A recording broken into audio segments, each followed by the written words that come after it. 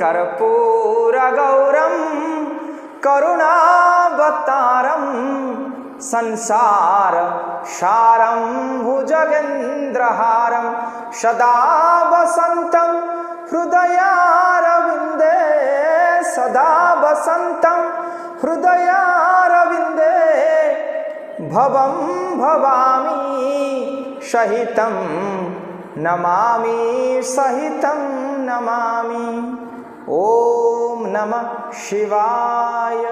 समस्त शैव भक्त शैव उपासक मान को ये अधम सर्गक तार गभीरतम प्रदेश ओम नमः शिवाय आरंभ होइछि श्रावणी व्रत।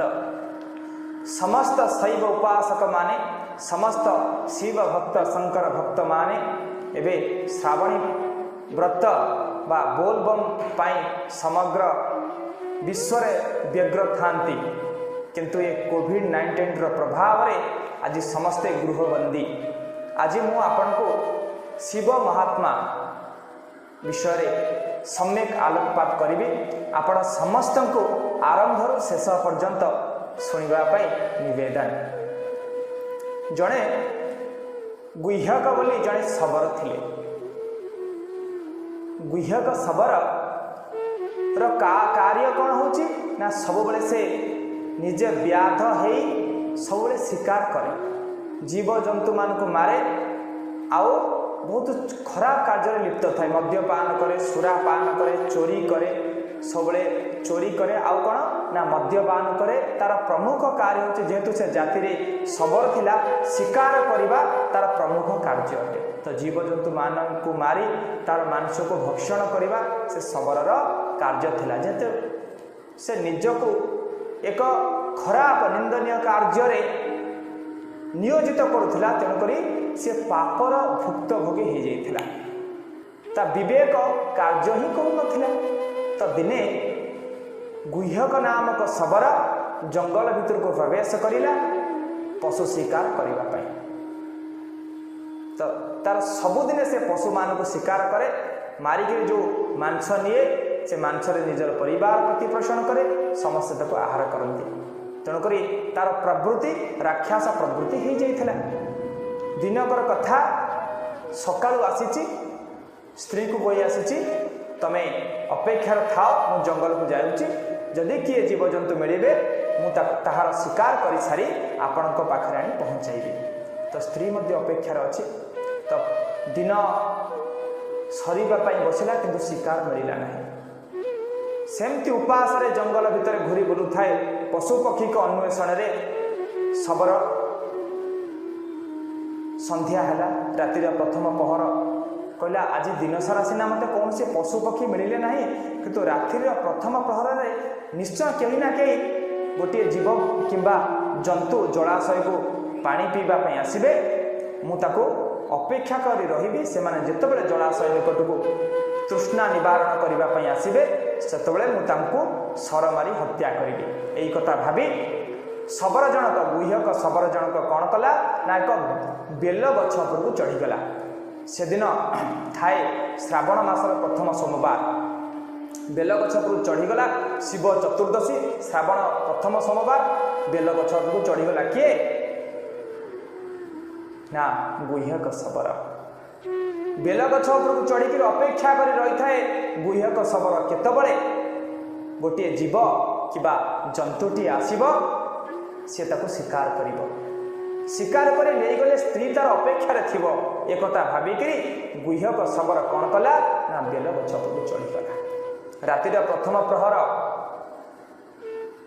बेल गछ उपरକୁ चढ़ुता, बेल तार पाद रे धीरे धीरे चढ़ुता, हाथ बाजिक गोटे बेलपत्र छिंडिकी बेल गछ मूले शिवलिंग उपरे पड़ा।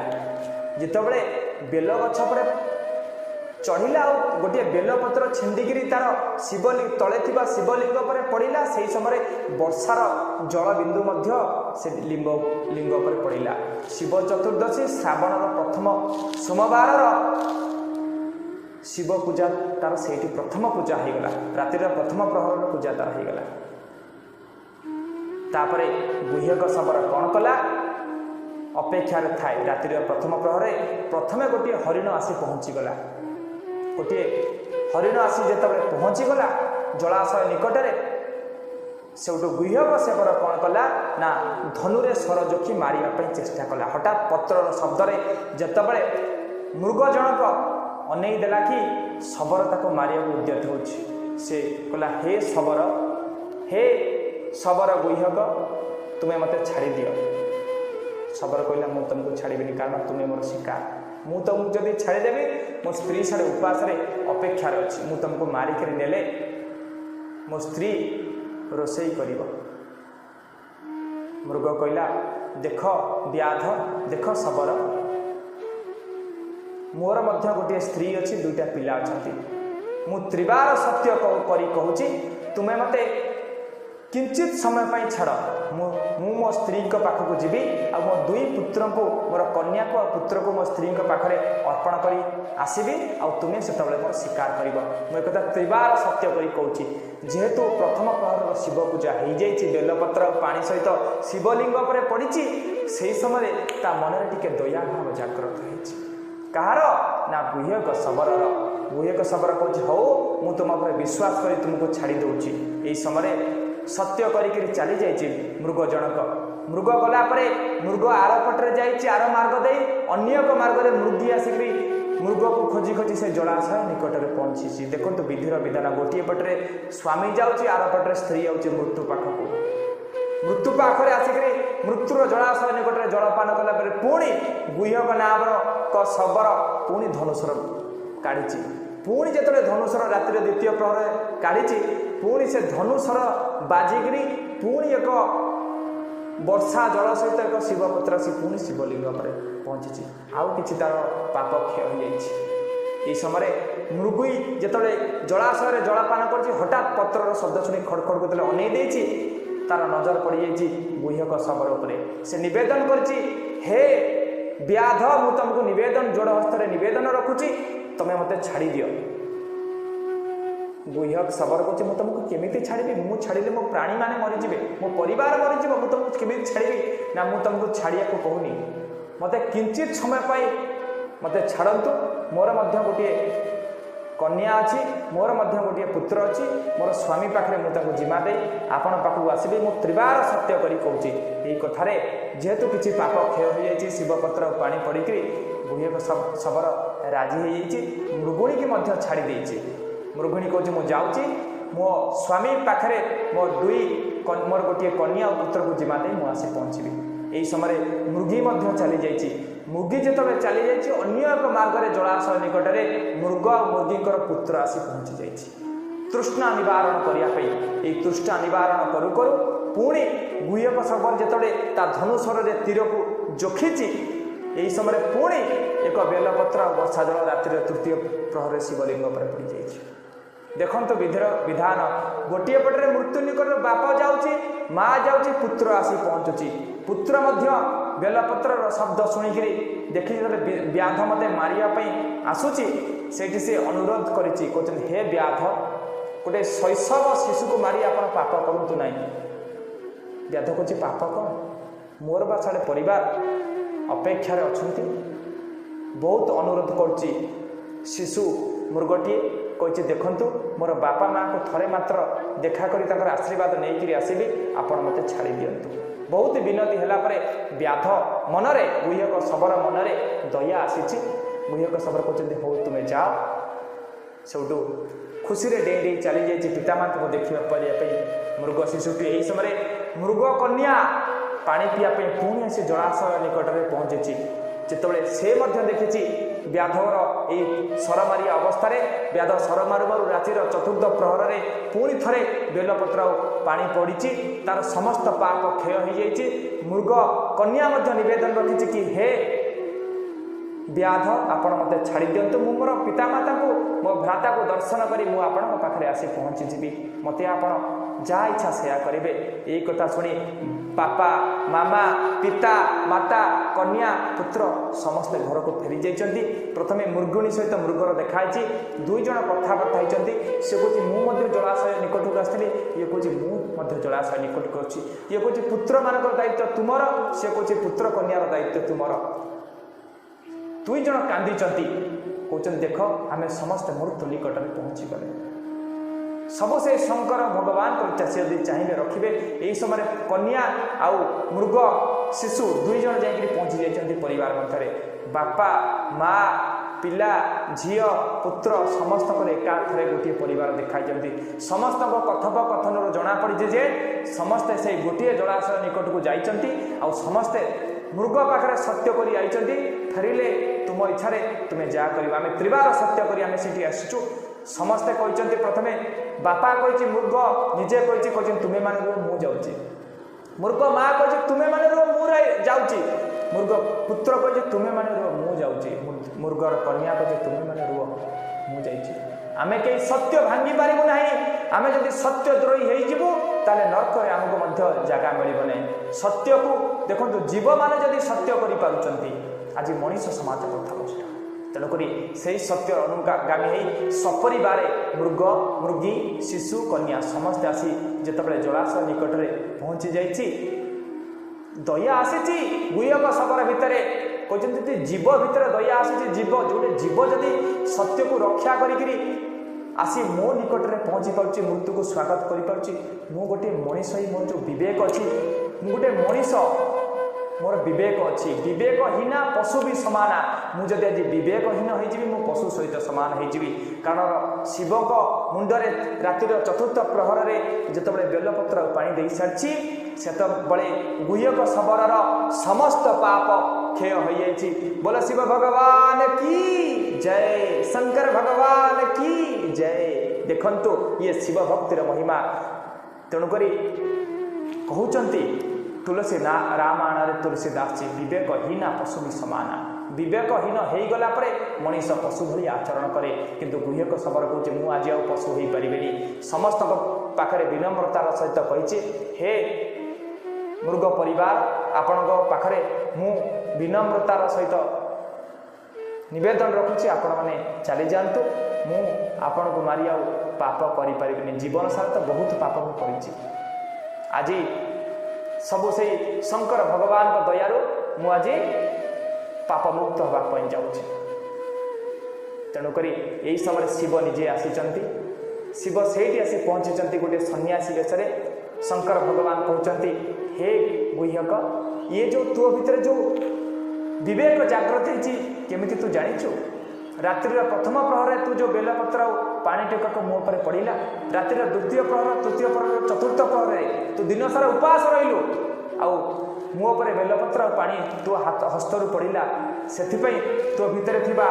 पाप दूरीभूत हो गला तो भितर विवेक जागृत होला तेणुक ये कथा जदि समस्त मनीष माने समस्त मानव जाति निजको भगवान को पदार बिंदु समर्पित करेंगे श्रावण व्रत करेंगे शिवलिंग उपवास सहित जल आ बेलपत्र दान करेंगे ताले से पाप मुक्त हम तेणुक मुझे नवेदन जीवे दया भव जीव मान प्रति दया कर जीव मान हत्या कर ना पशु हत्या आज धीरे धीरे ये धरापृष्ठ में बढ़ी बढ़ी चली पापर भार बढ़ी बढ़ी चली तेणुक आपण मानक नवेदन घर को मशाणी करूँ ना घर को मंदिर करूँ मल्ला डेड बॉडी माछ कंकड़ा छेली जीव जंतु मानक मारतु ना निज काया को अपवित्र कर आमिष भक्षण करूँ ना समस्ते शिवंक चरण रे शंकर भगवान को चरण रे समर्पित। देखिएगा ऋग्वेद मंडल नंबर 9 सूक्त नंबर 1 मंत्र 9 में अब हमने ऋग्वेद उठा लिया।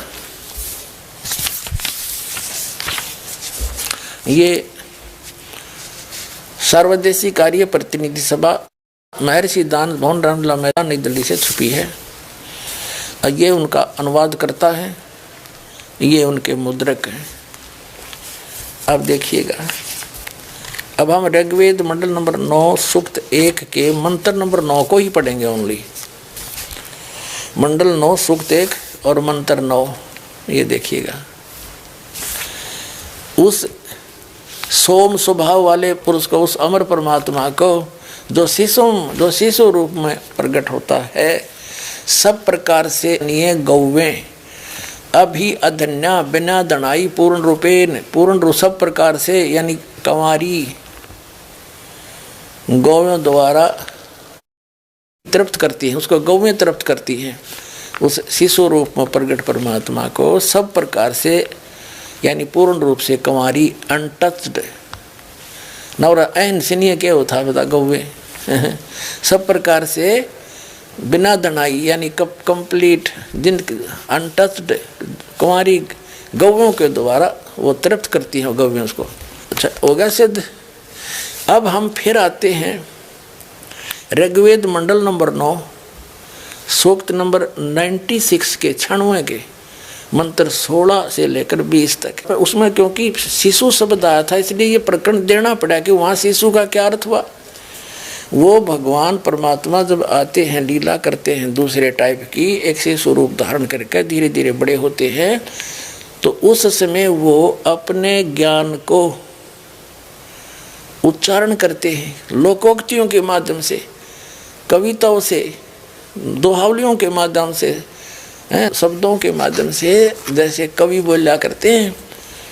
वो कबीर देव होता है और एक प्रसिद्ध कवियों में से भी एक उसको प्रसिद्ध पदवी प्राप्त होती है, लेकिन वो होता है भगवान। वो ऋषि रूप में और संत रूप में प्रकट होता है, भी प्रकट होता है, ऐसे लीलाएं करता है, शिशु रूप में भी प्रकट होता है। अब फिर आते हैं हम ऋग्वेद मंडल नंबर 9, ऋग्वेद मंडल नंबर 9 सूक्त नंबर 96 96 के मंत्र 16 में तो हमने पढ़ लिया था कि हे परमात्मन सर्वोपरि रहस्य यानी गुप्त, अति गुप्त, श्रेष्ठ जो आपका नाम, जो तुम्हारी संज्ञा है, जो तुम्हारा नाम है, असली नाम गुप्त, उसका ज्ञान कराएं। यहाँ कराया हो ज्ञान 17वें में। यहाँ शिशु रूप है, शिशुम जगानम हरियंतम वर्जंती शुभंती वहीन मृत गणेन कबीर गिरभी कावेना कबीर। इन्होंने यहाँ थोड़ी घुसपैठ कर रखी, दूसरे कबीर का अर्थ नहीं कर रखा।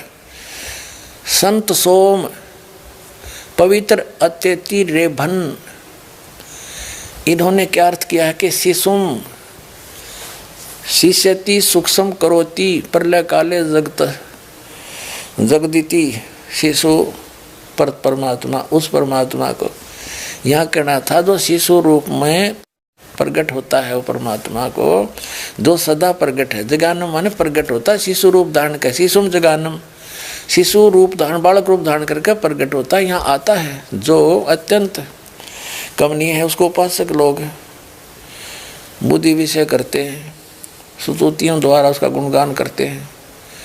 विद्वान लोग उस गतिशील परमात्मा का, अब देखियो अगर वो परमात्मा सर्वव्यापक था तो गतिशील क्या हो गया फिर उसका, वो कैसे हुआ गतिशील? गतिशील माने वहाँ से चलकर आने वाला। परमात्मा का वर्णन गणनों द्वारा करते हैं। इसका अर्थ है कवि लोग, गिरभी माने वाणी द्वारा, यहाँ गड़बड़ी कर दी इन्होंने, ये है कबीर गिरभी। इसका अर्थ किया इन्होंने कवि लोग वाणी द्वारा, यहाँ लिखना था कबीर वाणी द्वारा, कबीर, ये कबीर वाणी द्वारा लिखना था कबीर, इसमें कोई कुछ नहीं करना चाहिए था। कबीर गिरभी, कबीर वाणी द्वारा, कौन? वो कबीर। कावेना, कावेना माने कवि तव से, कवि तव से यानी कावेन, कावेन माने कवि तव से, यानी कवि तब जैसे कवि बोला करते हैं लोकोक्तियों के माध्यम से और दोहों के माध्यम से, साखियों के माध्यम से, शब्दों के माध्यम से वो अपनी महिमा का वर्णन आप ही करते हैं। यही श्रीमद् भगवद गीता अध्याय नंबर 4 के श्लोक नंबर 32 में कहा है कि अर्जुन यज्ञों यानी धार्मिक अनुष्ठानों की जानकारी ब्रह्मण मुखे सच्चिदानंद घन ब्रह्म के द्वारा अपने मुख कमल से बोली गई अमृतवाणी में विस्तार के साथ कहे गए हैं। वो असली तत्व ज्ञान है। चौथे अध्याय के 34वें श्लोक में कहा कि उस तत्व ज्ञान को तू तत्वदर्शी संतों के पास जाकर समझ, उनको दंडवत प्रणाम करने से, कपट छोड़कर प्रसन्न करने से वो तत्वदर्शी संत तुझे तत्व ज्ञान का उपदेश करेंगे।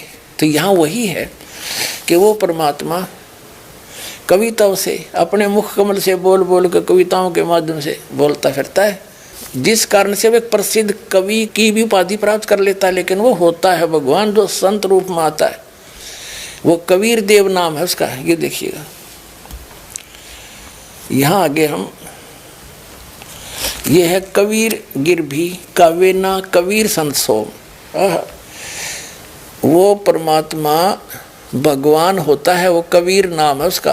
और कबीर क्या गिरभी, इस कबीर का दूसरे कबीर का इन्हें कित वर्णन नहीं कर रखा। यहाँ देख, ये फुल पूरा देखिए इसको, ये अनुवाद है इनका। इसमें ब्रैकेट में है वह संस्कृत के शब्द, इसमें देखो शिशु, जगानम, अर्यंतम, मर्जंती, शुभंती, मरुतः, गणेन, वहीन, कबीर, ये एक कवि लिखा कबीर, गिरभी, कावेना, कविताओं से सोम, पवित्रम, अत्यति। यानी इस कबीर का कित नाम नहीं, इससे सारा ही प्रकरण चेंज हो गया।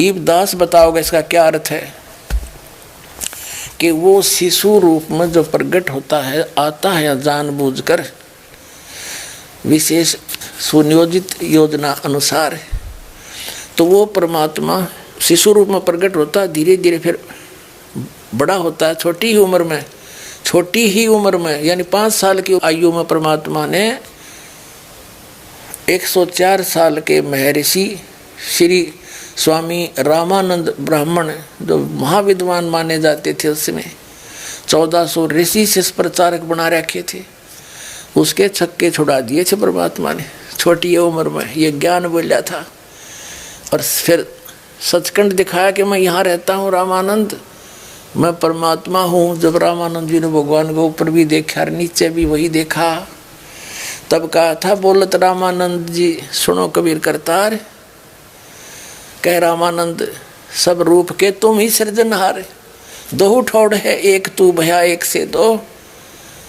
और गरीबदास अमकार ने आए हो मगदो, गरीबदास जी ने वर्णन किया ऐसा, और कहते हैं मैं भगता मुक्ता भया, भरम कर्म भयो नाश, गरीबदास ने ब्रह्म तुम मेरा हो गया दृढ़ विश्वास। असली परमात्मा आप हो और मैं भक्त, मैं मुक्त हो गया। वेद कतेब झूठे निभाई और झूठे हैं जो समझे नाही। तो वेदों में लिखा है कि वो परमात्मा स्वयं गति करके आता है। अब जैसे यो आर्य समाज का जो ग्रुप है, इसमें शिक्षित वर्ग बहुत है, और लेकिन वो अक्षर ज्ञान है, उनको अध्यात्म ज्ञान नहीं। उधर से महर्षि दानंद को भी कह का पता नहीं था अध्यात्म ज्ञान का, इसलिए उसने कोशिश की वेदों का अनुवाद करने की, और उसका अपना सिद्धांत था कि भगवान निराकार है।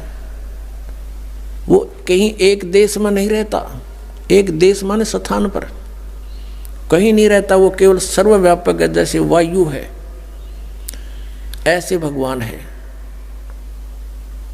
भले आदमियों, निराकार परमात्मा इतनी बड़ी बड़ी स्ट्रक्चर कैसे बनाओगा वो? जैसे ही कोई नौका साकार कैसे बनाओगा, सुन लो साकार कैसे बनाओगा। साकार मनुष्य इंजीनियर है और जहाज बना दिया, हवाई जहाज, वायुयान बना दिया, समुद्री जहाज बना दिया, उसमें बैठ कर आराम से घूम रहा है और वो यान चल रहा है। निराकार कोई कारीगर बना के दिखाए दो, मरे बादशाह के बनाओगा, वो खख बनाओगा। तो ऐसे परमात्मा मनुष्य सदृश है, उनकी वो अमित औजा है, उसकी शक्ति का कोई वार पार नहीं है। उनके वचन से सब कुछ हो जाता है। जैसे आप हम देखा करते हैं जादूगर होते हैं, अपने मुख में एक छोटी सी गोली कंचा, इतना वो कंचा होता है एक, उस गोली को मुख में डालते हैं और थोड़ी देर में ओ करके इतना बड़ा मुस्कुर तो का डमू में तो पत्थर बना देते हैं और नो पटक दे, पट्टा उठा के देख लो कति पत्थर है। तो उस जब एक जादूगर इतना कुछ कर सकता है, और वो तो परम जादूगर, वो तो सर्वशक्तिमान, एक वचन में सब कुछ कर दे। तो ऐसे ही उस परमात्मा की महिमा से हमने परिचित होना। उस परमात्मा ने कहते हैं एक शब्द में सब किया, सकल जमी आसमान, एक वचन में सब कुछ बना दिया। तो समर्थ है उसको, वो कुछ भी कर सकता है। तो वो जानकारी स्वयं ही आकर दी, अरे ये निराकार बताओ भगवान को, और वेद के साकार है, निराकार है, मनु सदृश है वो अपना आत्माओं। इसलिए परमात्मा कहा करते, मोती मुक्ता दर्शत नाही, ये जग है सब अंदरे, दिखत के तो नैन चश्म, इनका फिरा मोतिया बिंदरे। ये दिख है विद्वान पुरुष और महर्षि को हमें, इनका मोतिया बिंद है। जिसका मोतिया बिंद हो आंखों में, आंखें तो दिखाई देती हैं जैसे बड़ा स्वस्थ आंखें हैं, सब कुछ दिखता होगा, लेकिन वो नपट अंधा है जिसका मोतिया बिंद हो गया दोनों आंखों में। तो परमात्मा कहते हैं कि तुमने ये महर्षि दिखाई दे हैं, गुरु ब्राह्मण दिखाई देते हैं, ये मंडलेश्वर, इनका मोतिया बिंद हो रहा है, इन्हें अपने सदग्रंथों में लिखी हुई सच्चाई का नहीं पता, और फिर निराकार कहते। अब दिखाते हैं आपको परमात्मा की सारी स्थिति, देखिएगा ऋग्वेद मंडल नंबर 9, ऋग्वेद मंडल नंबर 9 अब दिखाते हैं, और सूक्त नंबर 86। भगवान साकार है या निराकार है, वो कैसी लीला करता है। ये है ऋग्वेद मंडल नंबर 9, 10 इकट्ठा अनुवाद है। ये है सार्वदेशिक आर्य प्रतिनिधि सभा, महर्षि दानंद भवन, रामलीला मैदान, नई दिल्ली से ये प्रकाशित है। और ये मुद्रक है Prince offset printer 1510 Pataudi house Daryaganj नई दिल्ली से ये छपा है, छप्पा खाना इसका ये। अब देखना ये है ऋग्वेद मंडल नंबर 9 और सूक्त 86 का मंत्र नंबर 26। इसमें लिखा कि यज्ञ करने वाले यजमानों के लिए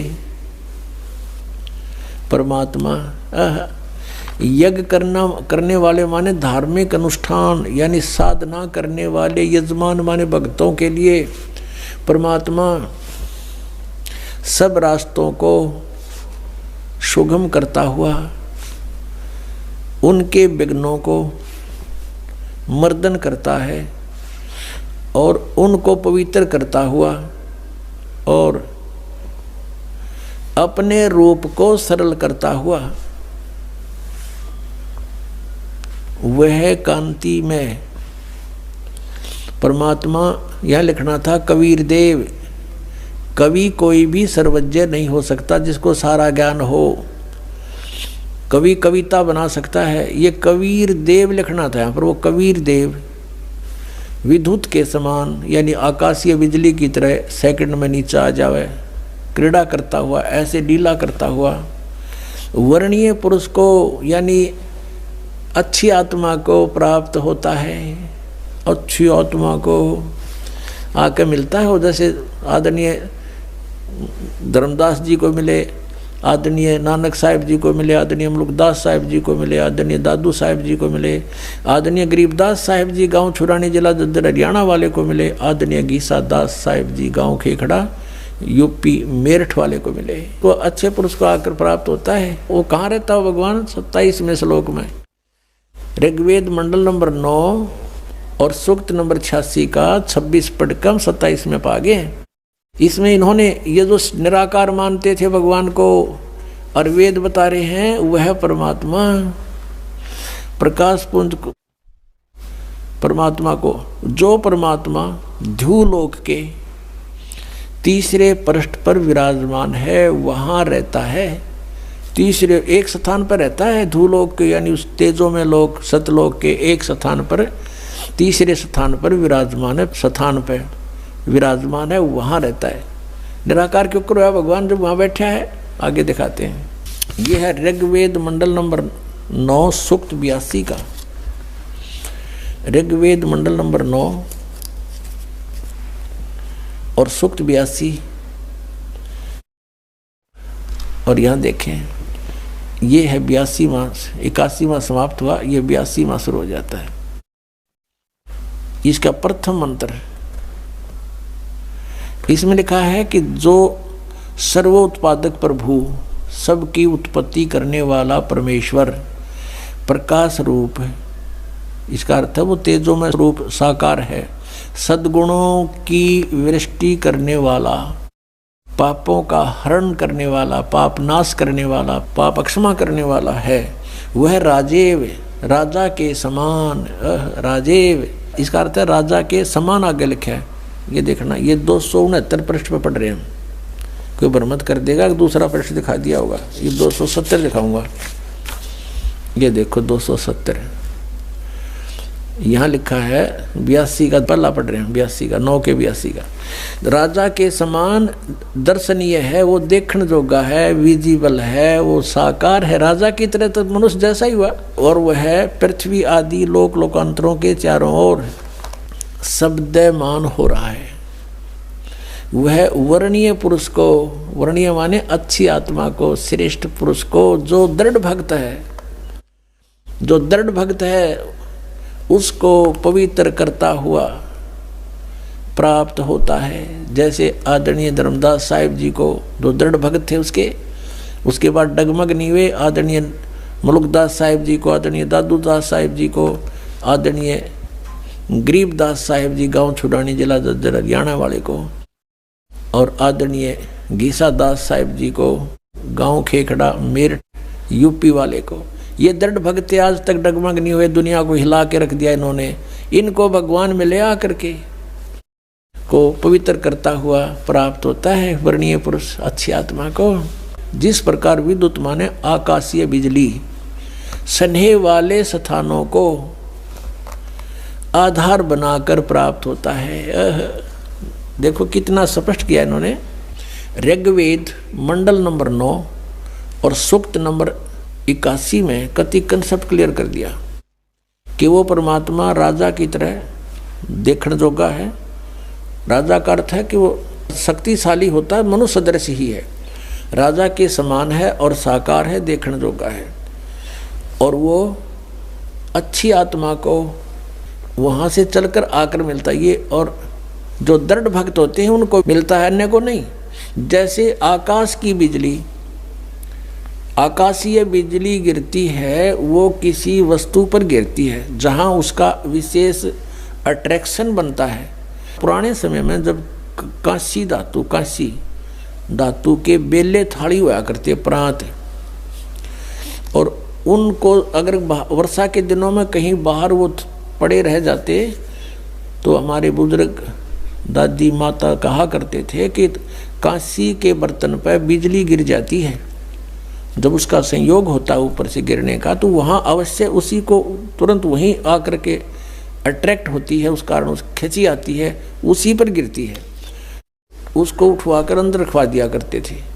तो कहने का भाव ये है कि परमात्मा उस बिजली की तरह, जैसे वो अपने विशेष जिस पर वो आकर्षण होता वहीं गिरती है, ऐसी स्थिति से परमात्मा उन दृढ़ भक्तों को आकर मिलता है जो मिलन योग्य हों, जिनको वो उनसे आकर्षित होता है, ताकि ये मेरी आगे बढ़ा सकें, इस ज्ञान को, काल के जाल को हटा सकें, मेरे प्यारी आत्माओं तक ये संदेश पहुंचा सके।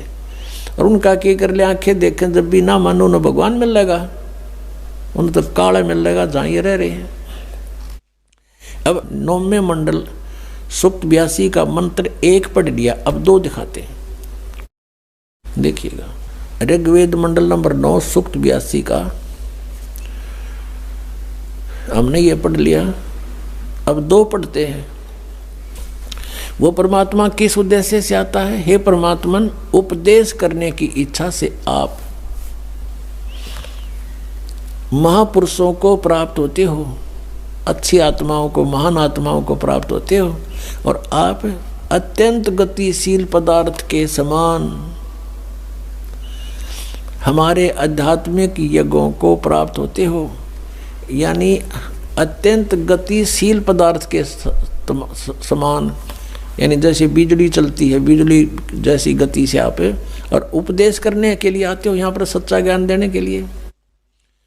आप कबीर देव हैं, आप कबीर देव, यह लिखना था, सर्वज्ञ लिख दिया, आप यहाँ लिखना था आप कबीर देव हैं। हम उसको कबीर साहब कहते हैं।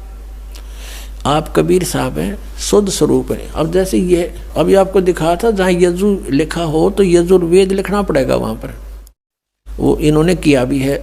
महर्षि दानंद ने यजुर्वेद के 36वें अध्याय के प्रथम मंत्र में यजु का अर्थ यजुर्वेद किया है, तो यहाँ लिखना था वो कबीर देव है, वो शुद्ध स्वरूप है। हमारे पापों को हे दूर करके, हे सोम, हे अमर परमात्मा हमको सुख दे। पुण्यात्मा, वेद पढ़े पर भेद न जाने, ये बात पुराण 18। वेद पढ़े पर भेद न जाने, गुरु बिन काहू न पाया ज्ञाना, जो थो था बूछड़े मूड किसाना। गुरु बिन वेद पढ़े जो प्राणी, समझे न सार रहे अज्ञानी। ये अज्ञानी रहे इन वेदों को पढ़ा करते, और मैं ऋषि को आगे इन कक्का भी नहीं पता था। अब जैसे परमात्मा मनुष्य दृश्य ये सिद्ध होगा, राजा के समान देखने जोगा है, और वहाँ से गति करके आता है, जिन महापुरुषों को मिलता है। जिन महापुरुषों ने मिला उन बताया कबीर इज गॉड। वो कबीर देव काशी में हम सुल्तानी नानक तारे दादू को उपदेश दिया, जात जुलाहा भेद न पाया, वो काशी माए कबीर हुआ। आदरणीय गरीबदास साहिब जी गांव छोड़ानी जिला दद्दर वाले, जिनको भगवान आकर मिले थे, क्या कहते हैं गरीबदास साहिब ने फिर बताया है कि सर्व कला सतगुरु साहिब की, या दुनिया दा जीवन झूठा भूल गए मर जाने नू, और सर्व कला सतगुरु साहिब की हरियाए हरियाणे नू। वो परमात्मा हरियाणा में आए गरीबदास जी 280 वर्ष पहले, लगभग सन 1727 में, लगभग 300 वर्ष हो गए, 300 वर्ष से भी ऊपर हो गए।